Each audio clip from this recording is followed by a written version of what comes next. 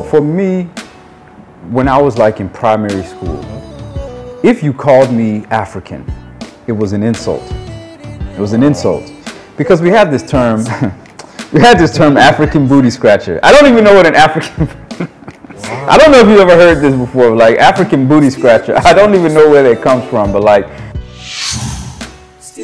My name is Niiayiphotography, the guy who tells stories from Ghana. And today, I have here with me my lovely brother, who is going to tell us and also share his Ghana experience.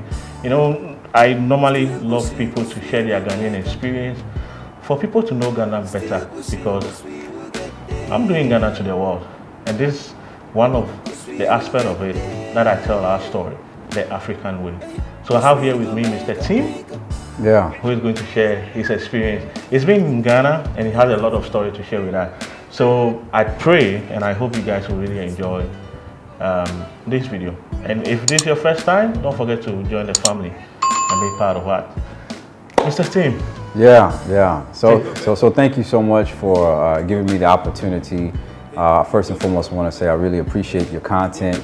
It's very rich. It's educational. Thank you. And so thank you so much for giving me an opportunity to share my story on your platform. Thank you. Thank you so much also for having the time for this video that we are going to educate the world about Ghana.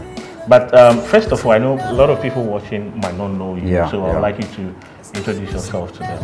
Yeah, sure. So my name is Tim Swain. Me and my family relocated to Ghana from the U.S. about it's going on 2 years. We actually came during the year of return. Okay. I started visiting Ghana in 2007. Okay. That was my first time ever coming to Ghana, and it transformed my life.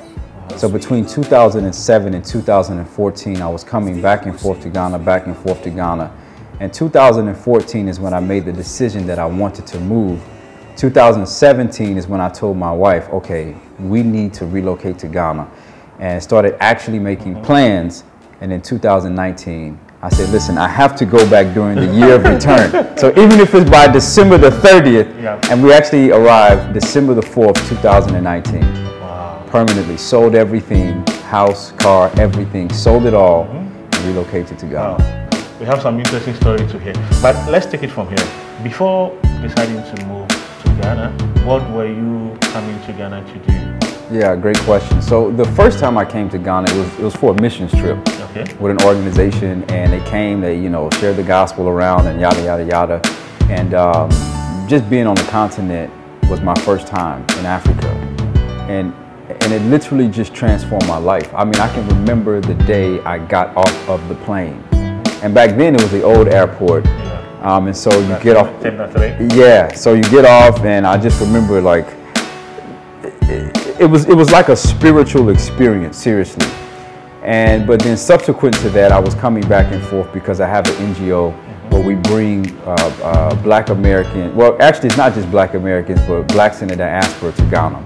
And so I would come to do setup work for like, we'll plan a trip for like 2 weeks and then bring a group, go back, plan a trip for 2 weeks, bring a group for 2 weeks. So that's why I was traveling back and forth.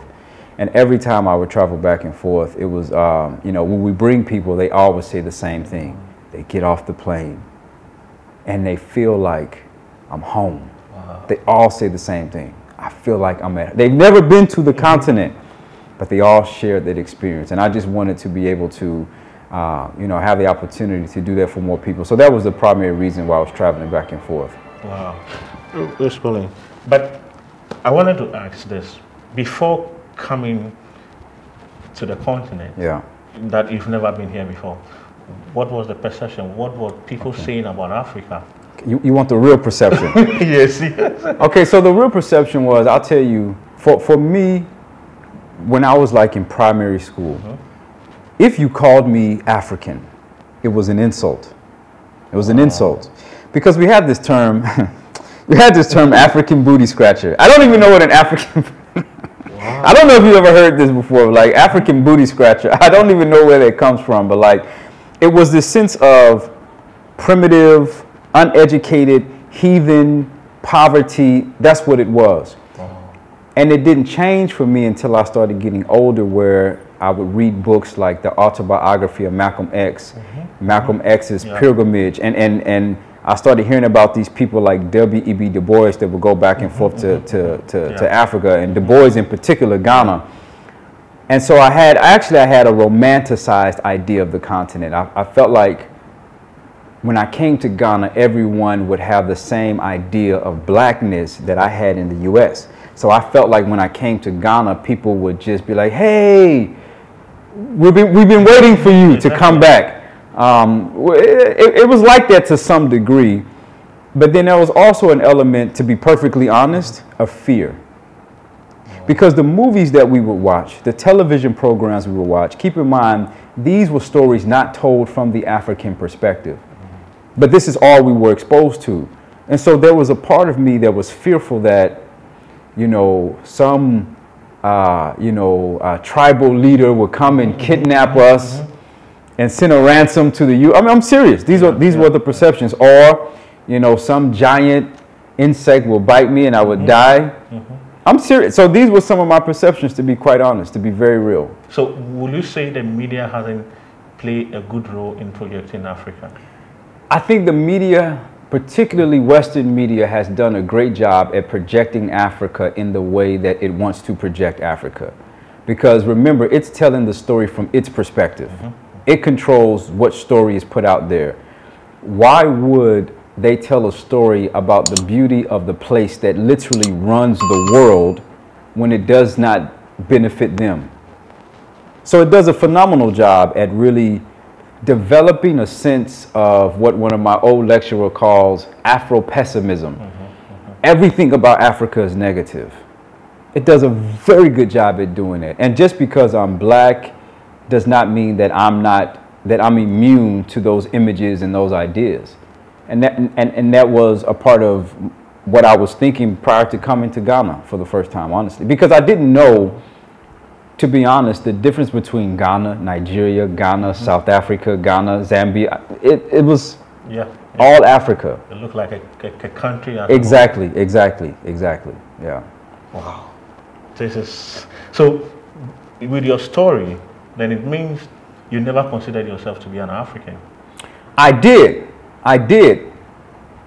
When after my first trip in Ghana,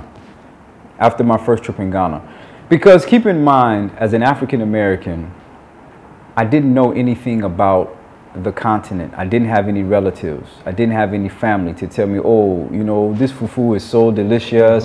This is how you prepare it. When you come, I'll make some. There's no connection at all. Not because I didn't want one, just because when you understand the history, particularly of the slave trade, literally the names were taken away.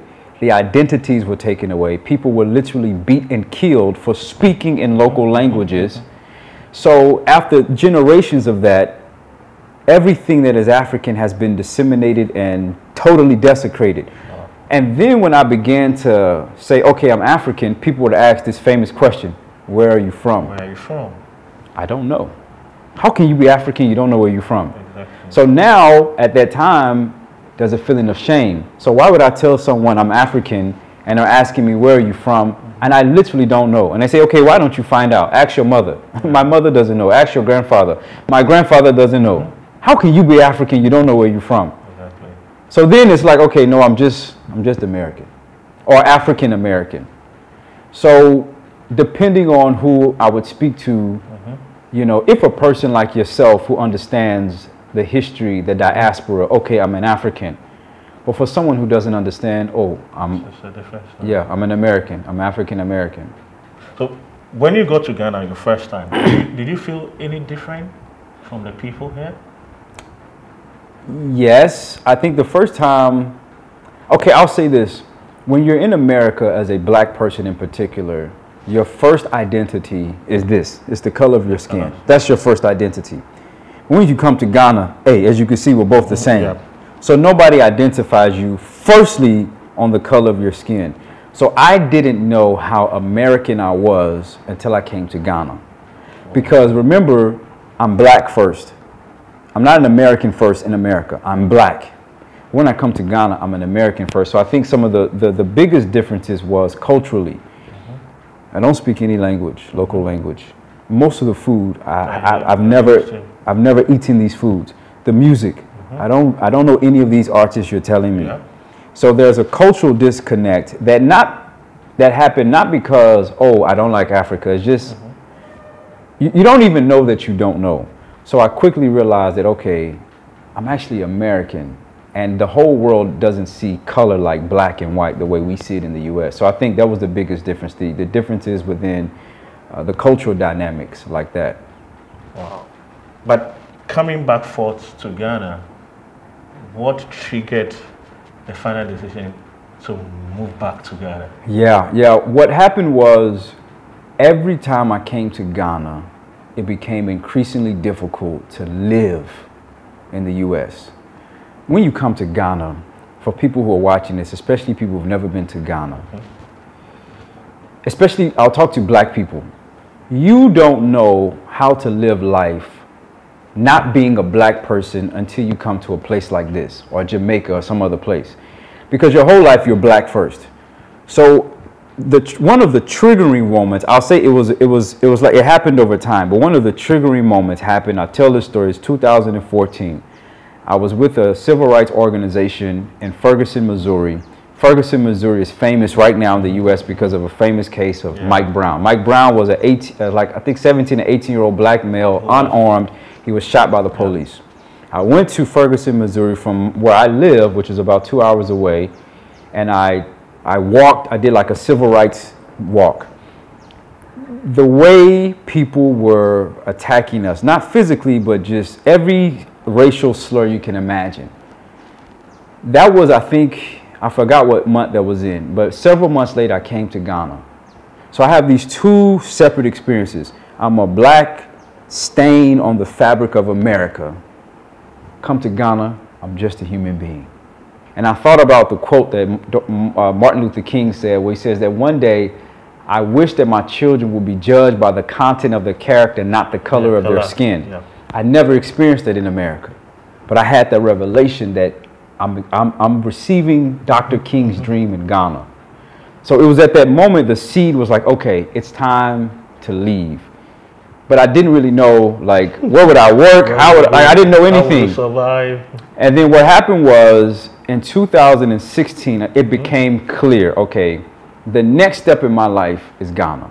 Because it became so clear because literally when I imagined what would be the next thing I would do, I couldn't imagine anything other than living in Ghana. I couldn't imagine going back to work as a university lecturer, which is what I did. I worked in higher education. I couldn't imagine I couldn't imagine anything other than living in Ghana. So in 2016 or 17, I told my wife, I said, I think God is telling us it's time to move to Ghana. And it took 2 years of planning. And we planned everything, how much money we had, how much money it would take, everything. And in 2019, we made that move. You know, I want to ask how your wife took, like, how she welcomed that kind of message. But before we come to that, you were telling the story when you traveled from Ghana to UK?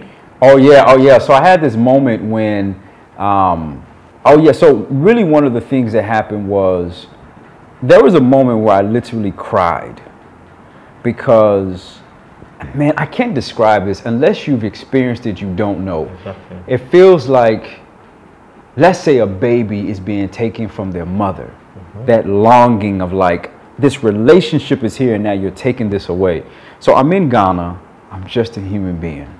I know I'm going back to America where I'm going to be a black person. I'm going to have to be conscious that someone is watching me and this and that.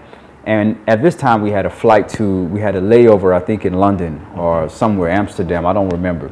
And I remember just sleeping. You know, in Ghana you can sleep anywhere. Nobody will worry you. No. So I'm just sleeping at the airport. Someone like taps the chair very hard. Wake up! You can't sleep here.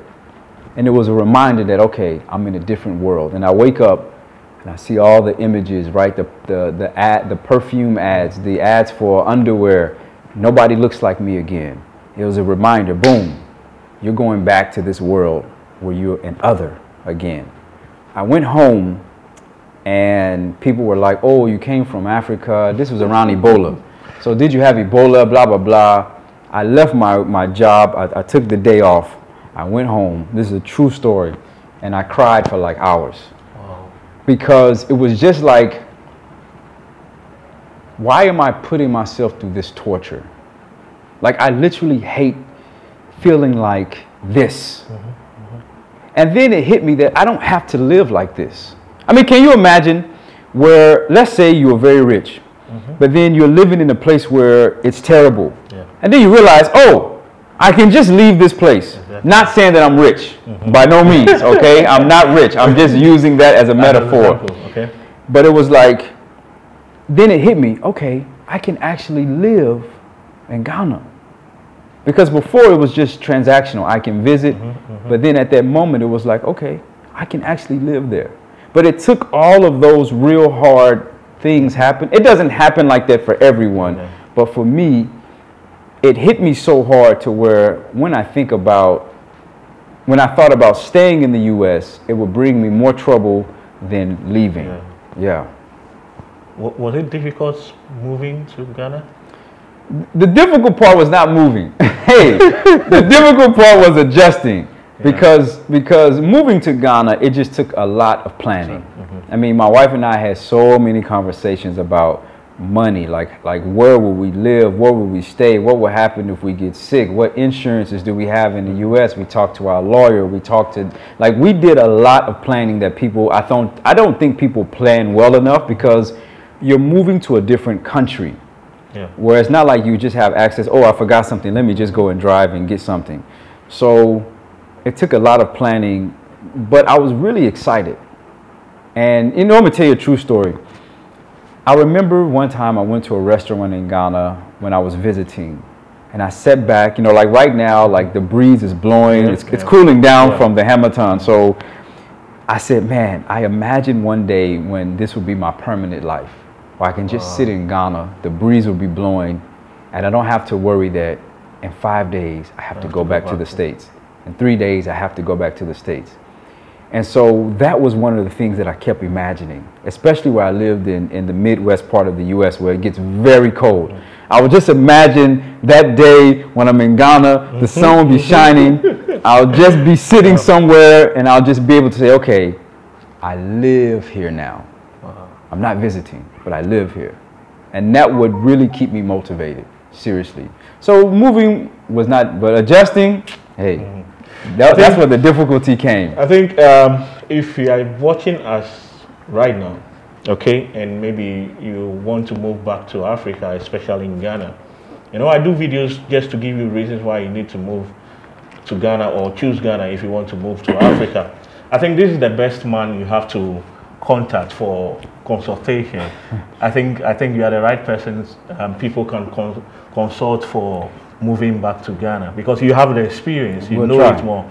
So I'll put his details in the description box and you just see him. So how did your wife accepted the moving back? Well, my wife used to live in South Africa, and my wife has traveled quite extensively. She's lived in South Africa, she's been to France, I mean, she's traveled to so many places.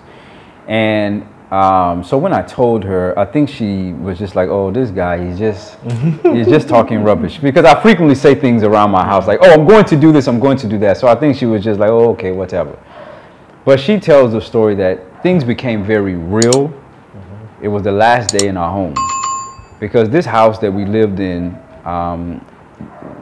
we were not married in the home, but our whole lives together were in this home. Our child was born, everything in this home. So when we actually sold the home, the last night in the home, that's when she became emotional because it was like, okay, this is very real. I'm not going back to this home. We're living in some hotels and we're actually leaving the country. So that's when it became real for her. But at first she was like, oh, this guy, he's just speaking some foolish, some rubbish. But yeah, so that's when she thought, okay, this is very real. But she wasn't really, she wasn't opposed to the idea because, as I said, because she's lived in so many different places, it wasn't like, in fact, if I told my wife right now, babe, we're moving to South Africa, she wouldn't have any questions at all, at all. Yeah, so she was very comfortable with the idea. Let me ask, so you moved, how long have you been in Ghana now? Okay, so this is going on 2 years permanently. Yeah, so I think like, I don't remember the months, maybe like 15, 16 months and or something. And how is living in Ghana so far? Yeah. The experience. I think when I first came, to be honest, it was, okay, my wife and I had two different experiences. Okay. When I came, my experience was really good because I'm no longer a black person in the U.S. I'm free to go and run in my neighborhood. I'm not worried that someone will stop me. You know, even if the police harass me, or by all means, you pay CDs. Okay. But nowhere in my mind do I believe this guy will take my life. So when you feel like the psychological burden of, I'm not worried about, is this a life or death decision every day? There's a freedom that comes with that. The challenges were, as I said, recognizing that I'm an American that's moving to Ghana. I'm not a black person moving to a black nation. I'm an American moving to Ghana. And the real American differences that creates tension. For example, the systems in Ghana. Someone told me that, okay, in the US you have systems, so you don't really need people. Exactly. But in Ghana, hey, you need people because you don't have systems. Exactly. I wasn't used to really depending on people like that. And for people that are watching who don't know what I'm talking about, you can live in the US, let's say in a neighborhood, for 15, 20 years, and maybe only know 2 neighbors. That's all. Because you don't have to know them. But in Ghana, if you want to do anything, you better know someone. You go to the place, they see you, oh, master, go through this process. But if you know someone, the thing will be done in 2 days. But if you don't know someone, oh, it may take 2 years. So that was a very big challenge for me because it was like, this should work. This system should work. I don't have to know you like that and be nice because the system should work. So Ghana will humble you. Wow. Hey, I was humble. Wow. I was humble. You just have to shut up and, you know, follow the system. So it was very humbling, very humbling. You just, this should, I think what happens is also as an American, you come with an entitlement philosophy. You think that because I have seen something different, I know better. Yeah, so I mean, you know, the reality is I think one of the biggest challenges was being humbled by the system. Because, you know, if you have this mountain that you're trying to move, in the States, okay, you'll buy a big machine and you'll blast through the rock. You don't need anybody help. You come to Ghana, you have this big system you need to move. And the big mountain that you need to move in Ghana is survival. I just need to know where to buy this, how to do this. But there's no big machine. The machine is the people. Please come and help me. I need help. I don't know how to do this. Help me. So the humbling experience of needing people was a big mind change for me. But then once I realized, okay, I need people, so I have to build relationships with people, then things became easier. A lot easier. In that way, it's not like I don't have to depend on someone. I don't have to depend on myself to do things. I can just know, okay, I can't do this, so let me find someone who can help me to do whatever it is I need to do. I think, you know, one thing about we Ghanaians, we love to live like a family. Yes. You know, we love connecting with the uncles, the aunties, the nephews, you know, new friends tend to family. So that kind of bondage thing is there. That's why sometimes they feel like in everything you need someone. Yes. Because we live together as a family. Yeah. And that is where we call home. Yeah. Not like that for us in the States. I'm not going to say everybody because a lot, I mean, the United States is 337 million people. It's very diverse. So many different nations that come. But typically speaking, that's a difference. We don't need people. And you come to Ghana, it's like you think you don't need people, but you need people so much. Wow. You can't do anything without people. You know, so finally you're in Ghana, things are good. I know you had some kind of challenges. There's no doubt about it. I know you have some kind of challenges. But as a human, when you live in an environment, there'll be a challenge, but you'll definitely find a way out to overcome those kind of challenges. But let me ask this. Do you feel at home? I do. I told my wife the other day that at this point in my life, as for later, I don't know if it will change, but as for this point, I can't imagine myself living ever in the States again. Wow. Not living permanently. I think I would cry. Wow. Visiting family, everything, yes. But like my permanent place where I live and do business every day is the U.S., because there's no need. I mean, when you experience freedom, it's hard to go back to feeling like you're in prison. It's hard. And in Ghana, you're free. You're just, even the challenge, hey, I have challenges. So even some day, and I'll tell you, some days I'll wake up, oh, the light is off again. The tap is not flowing, or we have rolling blackouts, or the water is not working. You're driving on the road is so terrible. You're just upset. You go for a meeting, the person says, oh, I'll be there by this time. Oh, the guy doesn't come. Then you go somewhere to buy something new, the person's over. So all of these things will happen, and one day you're frustrated, you say, let me just think about going back. But then every time I think like that, let me tell you what happens. I hear a story that reminds me of the toxicity of the racist system in the U.S. Maybe there's a 9-year-old girl who's being pepper sprayed. Wow. Maybe there's a 6-year-old, these are true stories, by the police, a 6-year-old boy who's picking flowers. They arrest him. 6-year-old boy who's picking flowers, they arrest him. So I hear stories like this and it reminds me, oh, Charlie, I'll deal with the light off and everything, because as for comparison, there's no comparison. I'm free. I'm free. I'm free. There's no price tag you can put on freedom. And that's what you find in Ghana, freedom. And I know you've adjusted with foods. You are really enjoying most of the foods. Yeah, absolutely. I mean, the food is delicious. You know, I tell someone the truth is, the only problem is, you know, with some of the local foods, the ones that taste the best, it's not that, it's like those are sometimes the ones that are worse for you because they have all the oil and everything, but those are the ones that taste the best. Yeah. But at my age, if I eat it too much, then I'll, you know. So, but yeah, I mean, the food is delicious. I mean, I think they're so you have. And one of the things I see is there's so many similarities. Yeah. You know, for example, you have the okra stew, which is very similar to what we have in the South called gumbo. Oh, okay.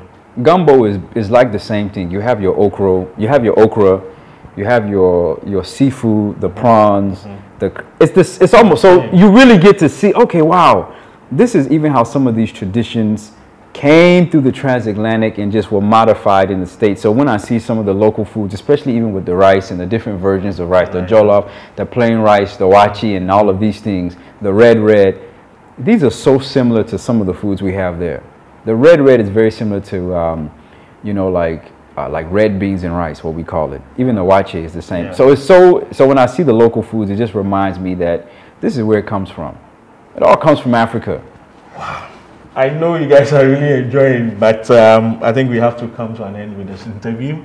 Maybe I'll find time and bring him back again to share other stories. But you know, we have a lot of people watching us. Yeah. First, what is the message that you have for them about Africa? Then we come to Ghana. Yeah, about Africa and then Ghana. Yeah. I say, hey, don't believe the lie. This is the place that runs the world. Not did, but currently runs the world. This is the place where you come from. And I personally tell people, especially for blacks in the diaspora, coming to Africa at some point in your life has to be like the way Muslims pilgrimage to Mecca. It has to be like that. This is where you come from. You have to come to this place. Even if you never live, you have to visit this place, and your children. I don't care what anyone. Okay, so if people watching this right now, you're planning your vacations because Corona time is you're getting your vaccination. Okay, don't buy the ticket to Europe right now. Exactly. Don't buy the ticket to Australia right now. Change the ticket. Come to Ghana, or come to a place in Africa. Come. Don't buy the ticket just yet. Come. Wow. Come here first. And your final words to someone watching who hasn't been to Ghana before, doesn't know anything about Ghana. What will you tell them about Ghana? I would tell them it's home. I mean, even if you don't know exactly, okay, where you come from, like what village, you know, whatever, it's like you have to come. you will never be able to read in a book, hear in a lecture, see from pictures what the experience is like in real life, in real time, through a real experience. You just have to live it. It is a spiritual thing, and you have to make your way here. I'm telling you, and I 100% believe that. I moved here. Yeah. So you hear the testimony. He has lived here, he has moved here, has the experience. And before I forget, he has a YouTube channel as well that he tells a lot of story about his experience, his journey. Can you just say something more about your YouTube?